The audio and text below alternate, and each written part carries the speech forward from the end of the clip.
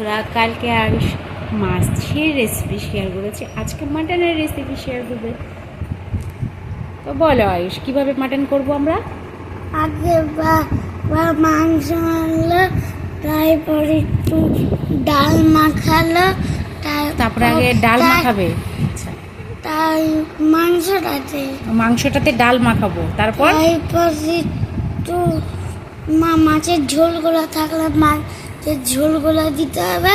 ও মানে মাংসর মধ্যে মাছের ঝোল থাকলে মাছের ঝোলটাও দিয়ে দিবে। আচ্ছা, তারপর